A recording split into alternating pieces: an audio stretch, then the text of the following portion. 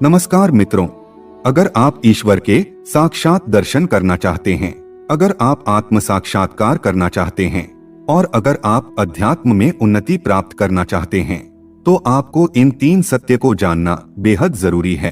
तो यह 3 सत्य कौन से है जिसे जान लेने से आपको और कुछ जानने की जरूरत ही नहीं है, और इस सत्य को जानने के बाद आपको दिव्य दृष्टि प्राप्त होगी जिससे आप ईश्वर के विराट रूप के दर्शन कर सकते हैं। तो इन 3 सत्य को जानने के लिए हमें सबसे पहले इस छोटी सी कहानी को समझना बहुत ही महत्वपूर्ण है। मिथिला नगरी में एक प्रजावत्सल्य राजा रहता था। एक रात वह सो रहा था, तभी उसको एक बड़ा ही विचित्र स्वप्न आया। उसने देखा कि वह कंगाल हो चुका है। उसने 7 दिनों से कुछ खाया भी नहीं है। उसके पास एक पैसा भी नहीं था और उसे बहुत भूख लगी थी। वह कुछ लोगों के पास जाता है और खाना मांगता है, तो वह लोग कहते हैं कि तुझे भिक्षा मांगते शर्म नहीं आती है? भिक्षा मांगकर तू क्यों हमारे नगर की प्रतिष्ठा को धूल में मिला रहा है? अगर किसी सिपाही ने तुझे भिक्षा मांगते देख लिया तो सीधे कारागार में डाल देंगे। चल भाग यहाँ से। ऐसा कहकर उसे भगा दिया। अब कंगाल राजा नदी के घाट पर जाता है। वहां उसे नगर की राजकुमारी दिख जाती है, तो उसे लगता है कि शायद राजकुमारी कुछ खाने को दे देंगी। तो वह राजकुमारी के पास जाता है और कहता है कि मैं 7 दिनों से भूखा हूँ, मुझे कुछ खाने को दिलवा दीजिए। तो राजकुमारी कहती है कि तू 7 दिनों से बिना खाए मारा मारा घूम रहा है, तू क्यों हमारे नगर की प्रतिष्ठा को धूल में मिला रहा है? तो कंगाल राजा कहता है कि अगर नगर की प्रतिष्ठा की इतनी ही चिंता है तो कुछ देती क्यों नहीं? भीख तो कोई देता नहीं, खाने को ही कुछ दे दो। सभी लोग मुझे बस प्रवचन ही देते रहते हैं। तो राजकुमारी कहती है कि भीख कैसे दे दे, यह नगर की परंपरा के विरुद्ध है। तो कंगाल राजा कहता है कि क्या है तुम्हारे नगर की परंपरा? तो राजकुमारी कहती है कि यदि भिक्षु को भीख ना मिले तो वह राज्य के भिक्षुक गृह में जाकर अपनी भिक्षा प्राप्त कर सकता है। तो वह कंगाल राजा राज्य के भिक्षागृह में जाता है और भिक्षा लेने के लिए अपनी हथेली आगे करता है। तो भिक्षागृह का अधिकारी कहता है कि तुम्हारा भिक्षा पात्र कहाँ है? बिना भिक्षा पात्र के हथेली में भिक्षा नहीं मिलेगी, जाओ जाकर अपना कटोरा लेकर आओ। अब कंगाल राजा के पास कटोरा नहीं था, तो वह कुम्हार के पास जाता है और कहता है कि मुझे एक कटोरा चाहिए। तो कुम्हार कहता है कि कैसा कटोरा चाहिए, बड़ा या छोटा? राजा कहता है कि ऐसा कटोरा दीजिए जिसमें एक वक्त की भीख समा सके। कुम्हार उसे मिट्टी का एक कटोरा देता है और कहता है कि यह लो कटोरा और उसकी कीमत मुझे 1 दमड़ी दे दो। तो राजा कहता है कि मेरे पास तो पैसे नहीं हैं। तो कुम्हार उसे कहता है कि बिना पैसे के कोई भी चीज नहीं मिलेगी, जा चला जा यहाँ से, भाग जा, ना जाने कहाँ से आ जाते हैं भीख मंगे। अब वह कंगाल राजा रास्ते में जा रहा होता है, तभी उसे कूड़े के ढेर में एक फूटे हुए मटके का टुकड़ा दिखाई देता है। तो वह उस मटके के टुकड़े को उठा लेता है और उस मटके के टुकड़े में भिक्षागृह से खाना लेकर आता है। तभी कोलाहल होता है कि भागो भागो, 2 बैल दौड़े चले आ रहे हैं और लोगों में भगदड़ मच गई और उस भगदड़ में उस राजा के हाथ में से मिट्टी का पात्र गिर जाता है और टूट जाता है और खाना मिट्टी में मिल जाता है। तभी अचानक राजा की आंख खुल जाती है। ऐसा भयानक स्वप्न देखकर राजा विचलित हो जाता है। इस स्वप्न का राजा पर इतना तीव्र प्रभाव पड़ता है कि वह समझ नहीं पाता है कि उसने जो स्वप्न में देखा वह सत्य है या यह जागृत अवस्था में जो दिखाई दे रहा है वह सत्य है। तो उसने अपने एक सिपाही को बुलाया और कहा कि मुझे एक चुट्टी काटो। तो सिपाही ने डरते डरते राजा को चुट्टी काटी। तो राजा को दर्द महसूस हुआ, लेकिन राजा का मन अभी भी मान नहीं रहा था। तो उसने सोचा कि मुझे ऋषि मुनियों से जाकर पूछना पड़ेगा।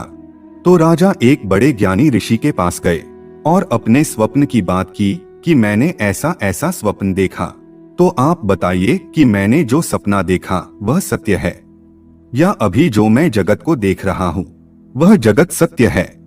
हे मुनिवर, मुझे बताइए कि वास्तविकता क्या है, सत्य क्या है? तो ज्ञानी ऋषि ने कहा कि हे राजन, दोनों में से कोई भी सत्य नहीं है। तो राजा ने कहा कि यह कैसे हो सकता है? मैंने तो वह भी देखा जो सपने में दिखा और वह भी देख रहा हूँ, जो जागने के बाद दिख रहा है। तो ऋषि ने कहा कि राजन, तुम अभी भी कहाँ जागे हो? जब तुम्हें तीसरे सत्य का ज्ञान होगा तब तुम्हें यह दोनों अवस्थाएं, स्वप्न और दृश्यजगत, असत्य लगेगी। तो राजा ने कहा कि मैं समझा नहीं, मुझे विस्तार से समझाइए। तो ऋषि ने कहा कि हे राजन, सपने में तुमने जो देखा और जो अनुभूति की वह प्रातिभासिक सत्य है, क्योंकि तुम्हें उसकी मात्र प्रतीति ही हुई। जब तुम नींद में थे तब तक स्वप्न ही तुम्हें सत्य लगा, लेकिन जैसे ही तुम्हारी नींद खुली तो ज्ञान हुआ कि वह तो स्वप्न मात्र ही था। स्वप्न सत्य नहीं था। सत्य तो यह भौतिक जगत है जो हम सबको अभी दिखाई दे रहा है। यह मोह माया या भौतिक वस्तुएं, यह सब जिसकी हम अनुभूति कर रहे हैं और जिसे हम सत्य मान रहे हैं, वह भी वास्तव में सत्य नहीं है। जब हमें तीसरे सत्य का ज्ञान होता है तो यह संसार भी हमें मिथ्या लगने लगता है। तो राजा ने कहा कि हे मुनिवर, यह तीसरा सत्य कौन सा है? मैं उसके बारे में कुछ नहीं जानता हूँ। तो ज्ञानी ऋषि ने कहा कि वह तीसरा सत्य है सनातन सत्य ब्रह्म। यह ब्रह्म ही आखिरी सत्य है जो कभी मिटता नहीं, जो शाश्वत है। ब्रह्म सत्य, जगत मिथ्या। तो राजा ने कहा कि क्या जगत मिथ्या है? क्या जगत का मात्र आभास ही होता है? तो ऋषि ने कहा कि नहीं, ऐसा नहीं है। यह भौतिक जगत वास्तविक तो है लेकिन शाश्वत नहीं है। यह जगत नाशवंत है। जैसे नींद के खुलते ही स्वप्न का नाश होता है, वैसे ही यह जगत भी करोड़ों सालों के बाद नष्ट हो जाएगा। बस एक चीज ही नष्ट नहीं होती और वह है ब्रह्म, जिसे सर्वोच्च सत्ता कहा जाता है। वही एकमात्र आखिरी सत्य है। हम जितनी भी चीजें देख रहे हैं या अनुभव कर रहे हैं, वह सब कुछ एकमात्र ब्रह्म से ही बना हुआ है, जिसे अलग अलग नाम जैसे कि ब्रह्म, शिव, परमेश्वर, ईश्वर, परमपिता और सर्वोच्च सत्ता से पुकारा जाता है।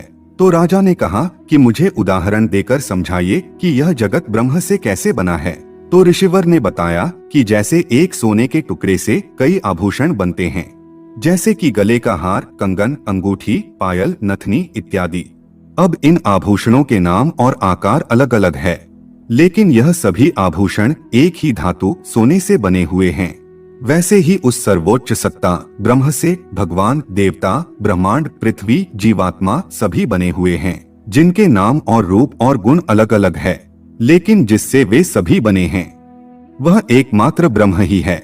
और जिस तरह से सोने के सभी आभूषणों को पिघलाने पर सोना ही रह जाता है, वैसे ही यह सभी भौतिक और अलौकिक वस्तुएं नष्ट हो जाने पर ब्रह्म ही रह जाता है।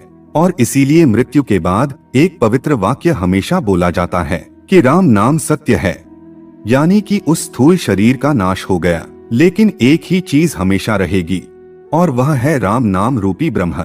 इसीलिए कहा जाता है कि राम नाम सत्य है। याद रहे कि यहाँ ब्रह्म रूपी राम की बात की गई है, दशरथ पुत्र भगवान श्री राम की नहीं। और जब हमें इस ब्रह्मांड में, सृष्टि के कण कण में और हर चीज में ब्रह्म दिखाई देता है, तो ईश्वर के विराट रूप के दर्शन होने लगते हैं। ईश्वर के विराट रूप की यह जो तस्वीर है, यह तो प्रतीकात्मक तस्वीर है। वास्तव में ईश्वर का विराट स्वरूप अनंत है। और इस ब्रह्म रूपी सत्य को जानने के बाद ही हमें सृष्टि के कण कण में बसे ईश्वर का यह अनंत विराट स्वरूप दिखाई देना शुरू होता है। तो आज की इस प्रस्तुति में आपने 3 सत्य को जाना, जिसे हर आध्यात्मिक व्यक्ति को जानना अति आवश्यक है। तो मित्रों, यह प्रस्तुति आपको पसंद आई है तो कमेंट में हम ब्रह्मास्मि, शिवोहम या राम नाम सत्य है अवश्य ही लिखें।